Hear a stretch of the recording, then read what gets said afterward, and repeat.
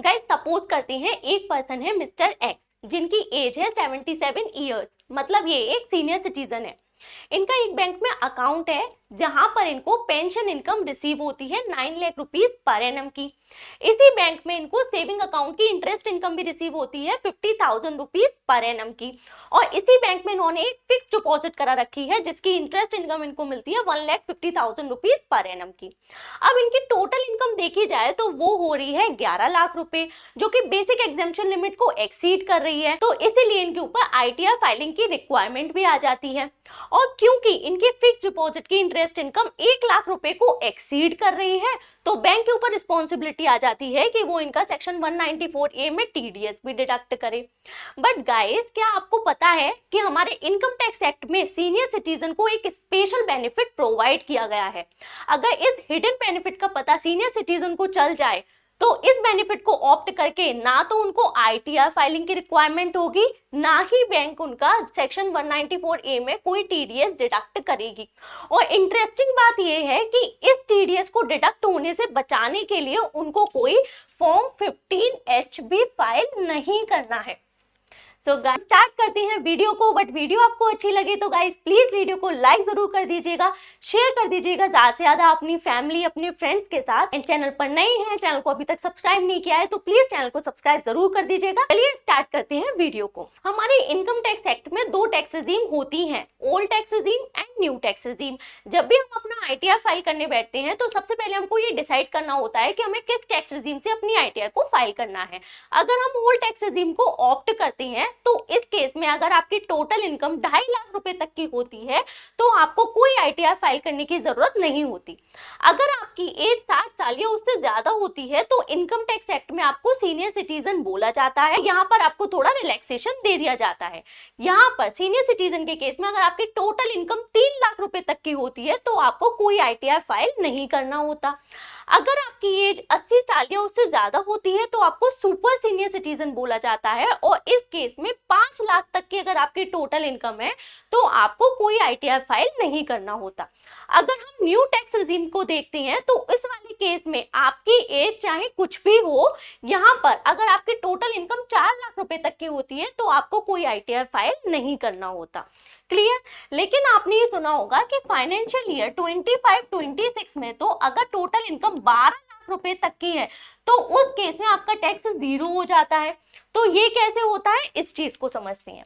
तो अगर financial year 25-26 में आप न्यू टैक्स रिजीम को ऑप्ट करते हैं तो ये आपकी स्लैब रेट्स होती हैं। तो अगर मैंने बताया था आपको 4 लाख रुपए तक की आपकी इनकम होती है तो इस केस में आपको ना तो आईटीआर फाइल करना होता और ना ही आपको कोई टैक्स पे करना होता है। 4 लाख से 8 लाख तक की इनकम है तो 5% की रेट से टैक्स पे करना होता है, जो कि हो जाता है 20,000। अगर 8 लाख से 12 लाख के बीच में आपकी इनकम आती है तो आपको 10% के रेट से टैक्स पे करना होता है, जो कि आ जाता है 40,000। तो लेकिन यहाँ पर सेक्शन 87A की रिबेट जो है वो पिक्चर में आ जाती है। सेक्शन 87A की रिबेट कहती है कि अगर आप न्यू टैक्स रिजीम को ऑप्ट करते हैं, आपकी टोटल इनकम 12 लाख रुपए तक की है तो जो भी टैक्स बनेगा वो हम 0 कर देंगे। तो यहाँ होता क्या है, 4 लाख रुपए तक तो किसी को भी टैक्स पे नहीं करना होता, बट जिस पर्सन की इनकम 12 लाख रुपए तक की होती है टैक्स तो वहां पर लगता है, बट सेक्शन 87A कहता है कि हम आपका टैक्स 0 कर देंगे, बेनिफिट मिल जाता है। बट अगर आपकी टोटल इनकम 12 लाख से 1 रुपए भी ज्यादा होती है, उस वाले केस में सेक्शन 87A का बेनिफिट नहीं मिलता। उस वाले केस में 4 लाख के बाद में स्लैब रेट से आपके ऊपर टैक्स एप्लीकेबल हो जाता है। Clear? Similarly old tax regime को जब हम देखते हैं, सीनियर सिटीजन के केस में जो स्लैब रेट होती है वो ये होती है, 3 लाख तक सीनियर सिटीजन को ना तो आईटीआर फाइल करने की रिक्वायरमेंट होती है, ना ही उनके ऊपर कोई टैक्स एप्लीकेबल होता है। 3 लाख से 5 लाख की अगर उनकी इनकम होती है तो 5% की रेट से टैक्स पे करना होता है, जो कि बन जाता है 10,000 रुपीज। बट यहाँ पर भी सेक्शन 87A की रिबेट आ जाती है और वो कहती है कि अगर आप ओल्ड टैक्स रिजीम को ऑप्ट करते हैं तो उस केस में अगर आपकी टोटल इनकम 5 लाख रुपए तक है तो आपका जो भी टैक्स बन रहा होगा वो हम 0 कर देंगे, आपके टैक्स को माफ कर देंगे। यहाँ पर इसका बेनिफिट मिल जाता है कब, 5 लाख रुपए तक की इनकम होती है तभी। 5 लाख से 1 रुपए की भी इनकम अगर आपकी ज्यादा हो गई तो 87A का बेनिफिट आपको नहीं मिलता, फिर 3 लाख के बाद में स्लैब रेट से आपके ऊपर टैक्स एप्लीकेबल हो जाता है। और सुपर सीनियर सिटीजन की बात करें तो वहां मैंने आपको बताया था कि 5 लाख तक की इनकम पर आपको कोई टैक्स पे करना है और ना ही कोई ITR फाइल करना है।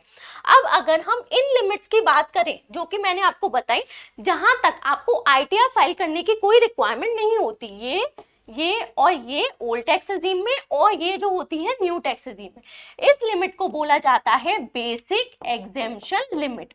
यहां तक आपको ITR फाइल करने की कोई रिक्वायरमेंट नहीं होती। तो अगर हम इस बात को शॉर्ट में समझे तो इसका मतलब अगर कोई पर्सन न्यू टैक्स रिजीम को ऑप्ट कर रहा है और उसकी 4 लाख रुपए तक की इनकम है तो उस वाले केस में ना तो उसको ITR फाइल करने की रिक्वायरमेंट है और ना ही उसके ऊपर कोई टैक्स लगेगा, टैक्स निल है। अगर किसी पर्सन की इनकम 4 लाख से 12 लाख के बीच में है तो उस केस में क्योंकि 4 लाख को एक्सीड कर गई तो ITR तो आपको फाइल करना ही पड़ेगा। बट यहां पर सेक्शन 87A की रिबेट का बेनिफिट आपको मिल जाएगा तो टैक्स आपका 0 हो जाएगा। अगर किसी पर्सन की इनकम 12 लाख को एक्सीड कर रही है में आपको ITR भी फाइल करना होगा और आपको टैक्स भी पे करना होगा।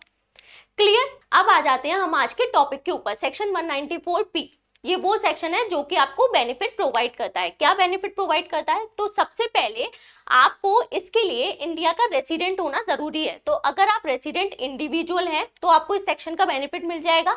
आपकी एज जो है वो 75 ईयर और उससे ज्यादा होनी चाहिए।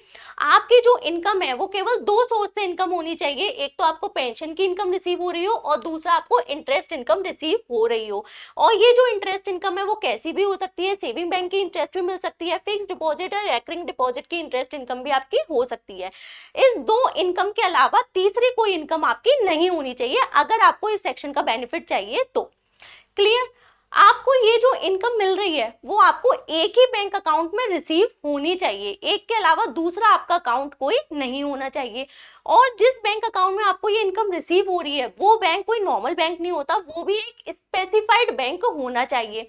स्पेसिफाइड बैंक मतलब कोई गवर्नमेंट बैंक, कोई शेड्यूल बैंक या कोई ऐसा बैंक जो कि सेंट्रल गवर्नमेंट ने by notification the official gazette prescribe किया हो।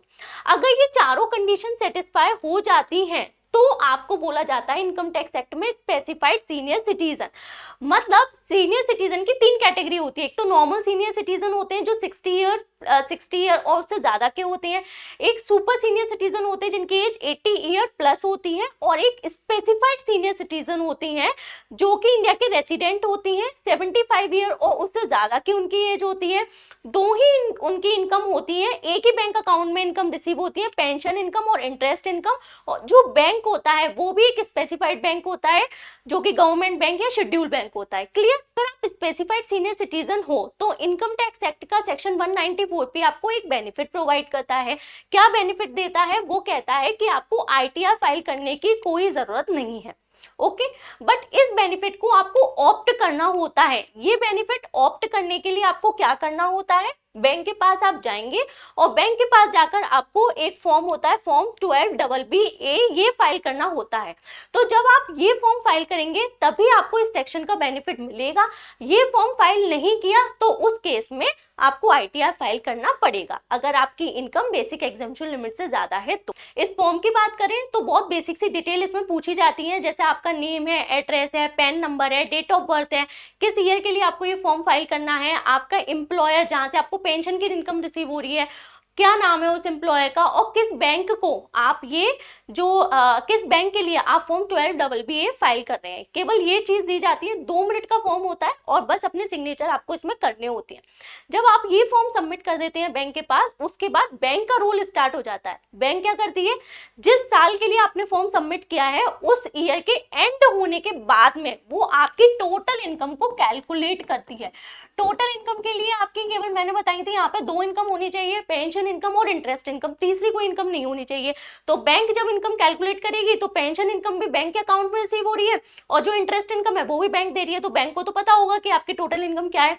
इसमें से अगर आप ओल्ड टैक्स रेजिम में अपना ITR फाइल करती हैं तो अपने इन्वेस्टमेंट के प्रूफ आप दे दीजिए, ATC, ATD इनके जो डिडक्शन है बैंक आपको इसमें से दे देगी। उसके बाद में आपकी आ जाएगी नेट इनकम। अब अगर आप ओल्ड टैक्स रेजिम ऑप्ट कर रहे हैं, आपकी 5 लाख रुपए तक की इनकम है, तो फिर आपको 87A की रिबेट का बेनिफिट मिल जाएगा, आपका टैक्स जीरो हो जाएगा। न्यू टैक्स रेजिम ऑप्ट कर रहे हैं, 12 लाख तक की इनकम है, तो 87A की रिबेट का बेनिफिट मिल जाएगा, टैक्स जीरो हो जाएगा। बट अगर आपकी इनकम इससे ज्यादा है तो उस वाले केस में आपका टैक्स बनेगा। अब बैंक आपका टैक्स कैलकुलेट करेगी और जो भी टैक्स होगा बैंक आपके अकाउंट से डिडक्ट कर लेगी और गवर्नमेंट को पे कर देगी, गवर्नमेंट को पे कर देगी। और ये जो डिडक्ट करेगी वो किस सेक्शन में डिडक्ट करेगी? सेक्शन 194P में। सेक्शन 194P में ये टैक्स डिडक्ट हो जाएगा और ये क्या माना जाएगा कि आपका टीडीएस डिडक्ट हुआ है। तो बैंक आपका एक तरह से टीडीएस डिडक्ट करेगी, गवर्नमेंट को पे कर देगी।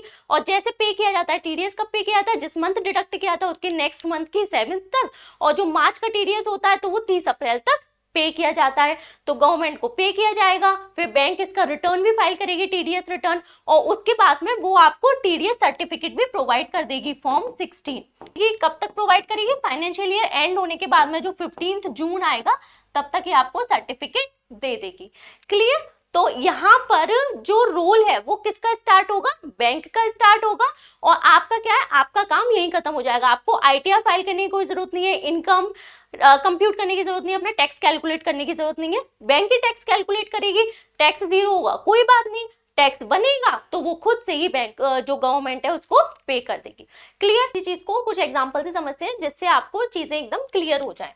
तो फर्स्ट एग्जांपल क्या है? मिस्टर ए है, एज 70 ईयर है, इनकी सेविंग बैंक की इंटरेस्ट इनकम मिलती है, इनको 194P का बेनिफिट मिलेगा। देन आंसर इज नो, क्योंकि इनकी एज 70 ईयर्स है तो 75 ईयर्स से कम है, तो ये स्पेसिफाइड सीनियर सिटीजन नहीं है। सेकेंड एग्जांपल है मिस्टर वाई है, एज 76 ईयर है, ठीक है, तो 75 ईयर से ज्यादा है, इनको पेंशन की इनकम रिसीव हो रही है एसबीआई से, और एचडीएफसी बैंक में भी इनका अकाउंट है, सेविंग बैंक की इंटरेस्ट इनकम मिलती है, तो भी ये स्पेसिफाइड सीनियर सिटीजन नहीं है, बिकॉज इनके दो बैंक में अकाउंट है, बेनिफिट इनको नहीं मिलेगा, इनको खुद से अपना आईटीआर फाइल करना पड़ेगा।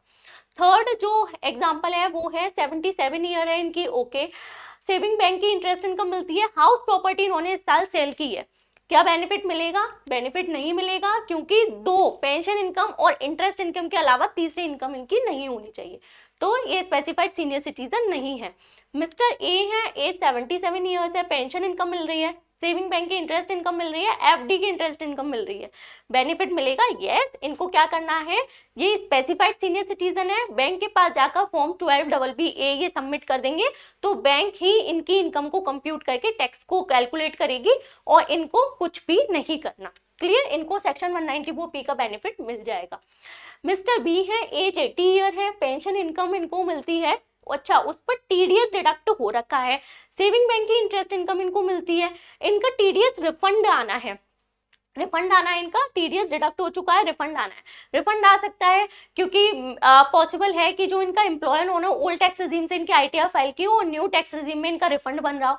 क्या इस केस में ये जो सेक्शन 194P का बेनिफिट ले सकते हैं? देन आंसर इज नो, क्योंकि जो ये स्पेसिफाइड सीनियर सिटीजन तो हैं, बट यहाँ पर इनको 194P का बेनिफिट नहीं मिलेगा क्योंकि इनका रिफंड है। 194P में क्या होता है, या तो आपका कोई टैक्स ना बन रहा हो या फिर आपका टैक्स बन रहा हो, बट रिफंड के केस में बैंक आपका आईटीआर फाइल करके रिफंड क्लेम नहीं करेगी। रिफंड बन रहा है तो फिर आपको खुद से ही अपना आईटीआर फाइल करके रिफंड क्लेम करना पड़ेगा। उसके बाद नेक्स्ट एग्जांपल देखते सी है, एज 77 ईयर्स है, पेंशन इनकम है इनकी 9 लाख रुपीस की। ये वो एग्जांपल है जो हमने वीडियो की स्टार्टिंग में देखा था, ओके। तो पेंशन इनकम बहुत इंपॉर्टेंट है, ये आप ध्यान से देखिए। पेंशन इनकम मिलती है 9 लाख रुपीस की, सेविंग बैंक की इंटरेस्ट है इनकी 50,000 रुपीस की, एफडी की इंटरेस्ट है इनकी 1,50,000 रुपीस की। अब यहाँ पे क्योंकि 1 लाख से ज्यादा की इंटरेस्ट है इनको मिल रही है, तो बैंक ने इनका टीडीएस डिडक्ट किया है 194A में, 10% की रेट से टीडीएस डिडक्ट होता है जो कि होगा 15,000। अब इस वाले केस में क्या होगा बताइए? 194P का बेनिफिट इनको मिलेगा। तो देखिए यहाँ पर मिस्टर सी जो है वो स्पेसिफाइड सीनियर सिटीजन है, एज इनकी 75 प्लस है, एक ही बैंक में इनको दो तरह की इनकम रिसीव हो रही है और इनका बैंक लेट सपोज इनका स्पेसिफाइड बैंक ही है, एसबीआई में इनको इनकम मिल रही है। अब इस केस में अगर मिस्टर सी कुछ नहीं करते तो बैंक क्या करेगी? टीडीएस डिडक्ट करेगी। फर्स्ट केस क्या है कि ये कुछ भी नहीं करते तो बैंक इनका टीडीएस डिडक्ट करेगी, ईयर एंड होने के बाद मिस्टर सी खुद से अपना आईटीआर फाइल कर तो रिफंड ये खुद से क्लेम कर लेंगे। सेकंड ऑप्शन क्या हो सकता है कि अगर इनको ईयर स्टार्टिंग में ही पता है कि इनकी जो टोटल इनकम है फाइनेंशियल ईयर 25-26 के लिए वो 12 लाख से कम है, क्योंकि इनकी इनकम 11 लाख बन रही है, 12 लाख से कम है, इनका कोई टैक्स नहीं बन रहा, तो ये क्या करेंगे, फाइनेंशियल ईयर स्टार्ट होते ही अप्रैल मंथ में फॉर्म 15H फाइल कर देंगे, क्योंकि ये सीनियर सिटीजन है। सीनियर सिटीजन के लिए फॉर्म 15H होता है। ये जो फॉर्म होता है फाइनेंशियल ईयर स्टार्ट होते ही अप्रैल मंथ में फॉर्म जो बैंक होती है उसके पास सबमिट करना होता है, जिससे कि बैंक क्या करती है, कोई भी 194A का जो TDS है वो डिडक्ट नहीं करती। ओके, तो ये फॉर्म 15H फाइल कर सकते हैं। फॉर्म 15H फाइल करेंगे तो इनका TDS डिडक्ट नहीं किया जाएगा, बट इनको अपना ITR खुद से फाइल करना होगा। 194P का बेनिफिट नहीं मिलेगा। 194P का बेनिफिट लेना है तो उस वाले केस में आपको फॉर्म 12BBA सबमिट करना होता है। क्लियर? अब यहाँ पर थर्ड ऑप्शन जो है और बेस्ट ऑप्शन है वो क्या है, ये फाइनेंशियल ईयर स्टार्ट होते ही अप्रैल मंथ में जाकर फॉर्म 12BBA सबमिट कर दें। अगर ये फॉर्म 12BBA सबमिट करेंगे तो बैंक के ऊपर कौन सा सेक्शन एप्लीकेबल हो जाएगा, सेक्शन 194P, जहां पर बैंक की इनकम को कैलकुलेट करेगी और टैक्स को कैलकुलेट करेगी। क्लियर? 194P को अगर हम रीड करते हैं तो इसकी वर्डिंग्स है, notwithstanding anything contained in the provision of chapter 17B। Chapter 17B होता है TDS का चैप्टर, इनकम टैक्स एक्ट में TDS का चैप्टर है, तो मतलब 194P एप्लीकेबल होगा तो TDS का कोई सेक्शन एप्लीकेबल नहीं होगा। इसका मतलब क्या है, अगर बैंक के ऊपर 194P एप्लीकेबल हो गया तो बैंक के ऊपर 194A एप्लीकेबल नहीं होगा। तो अगर आप फाइनेंशियल ईयर स्टार्ट होते ही अप्रैल मंथ में बैंक के पास जाकर ये फॉर्म डिपॉजिट कर देते हैं, सबमिट कर देते हैं, तो उस वाले केस में बैंक आपका 194A में TDS डिडक्ट नहीं करेगी और बैंक ही आपका ITR फाइल करेगी, आपकी इनकम को कंप्यूट करेगी, आपके टैक्स को कैलकुलेट करके गवर्नमेंट को पे करेगी, आपको कुछ भी नहीं करना होगा। तो इस फॉर्म से क्या बेनिफिट मिला कि डिडक्ट नहीं होगा, आपको ITR भी फाइल नहीं करना होगा और आपको स्टार्टिंग में ही आपका कोई टैक्स भी पे नहीं करना पड़ा। क्लियर? तो ये था सेक्शन 194P जो कि सीनियर सिटीजन को एक स्पेशल बेनिफिट प्रोवाइड करता है। आई होप आपको वीडियो समझ में आई होगी, अच्छी लगी होगी, कॉन्सेप्ट्स क्लियर हुए होंगे और कोई कंफ्यूजन भी नहीं रहा होगा। तो वीडियो कैसी लगी कमेंट करके जरूर बताइएगा, और वीडियो अच्छी लगी तो प्लीज लाइक जरूर कर दीजिएगा, शेयर कर दीजिएगा वीडियो को ज्यादा से ज्यादा। चैनल पर नहीं है, चैनल को सब्सक्राइब नहीं किया है तो प्लीज चैनल को सब्सक्राइब जरूर कर लीजिएगा। आप हमें हमारे टेलीग्राम चैनल पर भी ज्वाइन कर सकते हैं, जहां पर हम अपडेट्स एंड इन्फॉर्मेशन को रेगुलरली शेयर करते रहते हैं। ओके, सो मिलते हैं नेक्स्ट वीडियो में। Thank you so much.